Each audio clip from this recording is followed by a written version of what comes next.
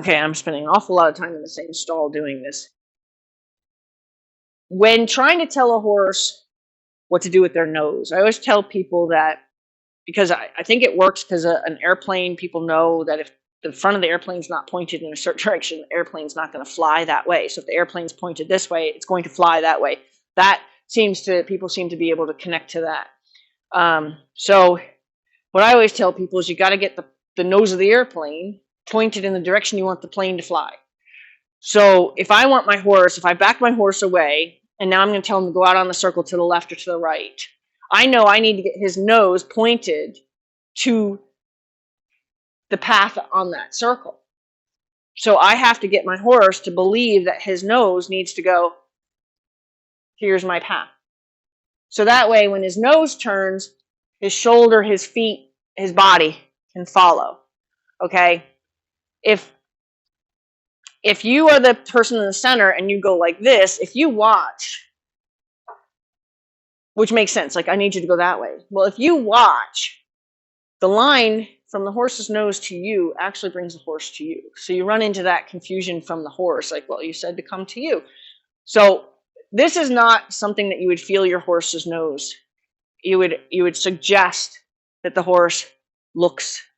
And I think it's working. I don't know. Like, I'm trying to find all kinds of good analogies, but I always say, like, you're telling someone, look at that. Like you're standing face to face with somebody and they look over your shoulder and they point over your shoulder like, oh my God, right? What would you do? Right? That's what I want the horse to do. I want you to say, hey, look at that. And have the horse go, what? And then when they do that, boom, their nose is on the path. Then don't be delayed. Don't have them go, what? I didn't see.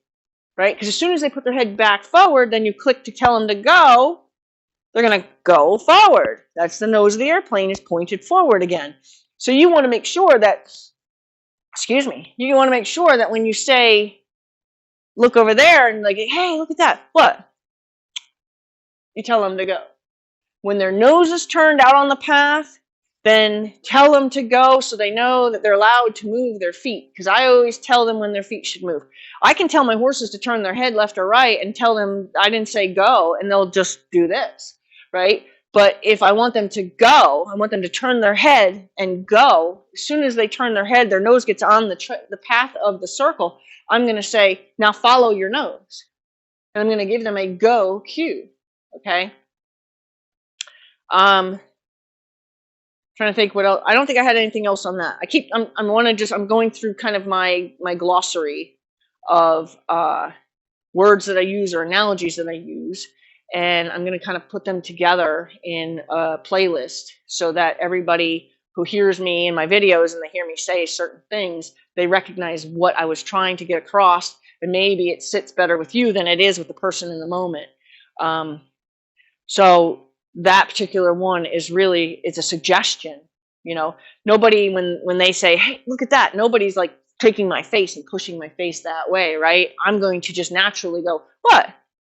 Okay. And by doing that, you will not have the line could be touching the ground. The idea is, anyway, everything I do is with the intention of someday not having a line attached to that horse. I want my horses to all learn how to be responsive to my body language and to my suggestions. And not need any ropes. I don't want, I love as my students get better. I love going from, all right, I need you to, have the horse over there. I'll say, let's just say this is a cone. Okay, your horse needs to be next to the cone, and then I want you to back them up and go whatever, right? So the person, when they're new, will grab a hold just under the snap and walk their horse over here, set them still here, not knowing that a backup is a draw. When the human backs up, it draws the horse. So when you back up, your horse draws to you. So your horse is going to come with you. So they try to stop the horse here, and then they back up and the horse comes with them. So then right? So the person does a lot of just dragging a 3-year-old around by the arm. Come on, let's go shopping, The horse is really following kind of like that 3-year-old doesn't know where they're going. Like, whatever, right?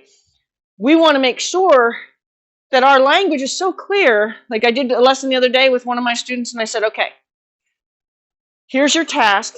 You can't move. Get the horse over there. And then tell her to put her front feet towards that cone and her hind feet where she side passes over another cone that's over there. You can't move. You have enough skills now to do all of that without moving. That's when it starts getting good for me, because then I watch them go, digging through their toolbox. Like, okay, I could send her. I could stop her. I could tell her, right? I could tell her nose. I could, and then I start really enjoying watching my students work with their horses, because my students get to just stand still and orchestrate a ballet. Then it starts getting fun for me. So my idea is I'm going to try really hard to make sure that I have all my analogies put in little videos like this. And this way, when I say something in a video you've been watching, you'll understand what I meant. And you can even decide for yourself if the person was using it the way it should be used, or the way you would use it, or, or the way, or you don't understand it yet, So that's that one.